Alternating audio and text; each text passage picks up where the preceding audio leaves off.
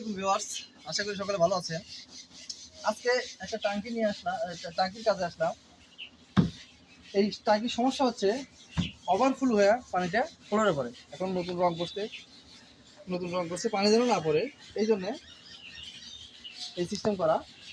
এখন আমাকে দিয়ে কাজ করাবে। এই কাজটা অনেক দিন আগে, এই ট্যাঙ্কিটার বয়স কত দেখো তো, 2007 সালের ট্যাঙ্কিটা, আর এটা 2020 সালের ট্যাঙ্কি। পুরো 8 বছরের ডিফারেন্স এই ট্যাঙ্কিটার বয়স। গেটআপও চেঞ্জ, ড্রয়িংও চেঞ্জ, ডাইসও চেঞ্জ। এই ট্যাঙ্কিটা একটু হাইটে বড় লাগে আমার,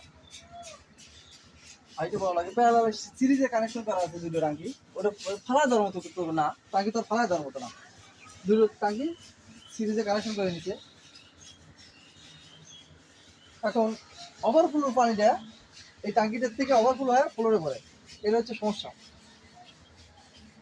এই ট্যাঙ্কিটার যেহেতু হাইট বেশি, আর এই ডেলিভারি পাইপটাও, ওভারফ্লো পাইপটা হচ্ছে 3-4 পাইপটা নিচে কোথায় দেখেন, 3-4 পাইপটা এইখান থেকে নিয়ে চলে গেছে একদম ওই দিক দেখাও, পাইপটা চলে গেছে বাসার সামনে, একদম বাসার দরজার সামনে নিয়ে গেছে।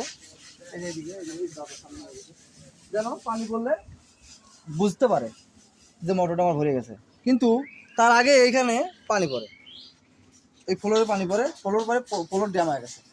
ফ্লোর ড্যাম হয়ে গেলে এখন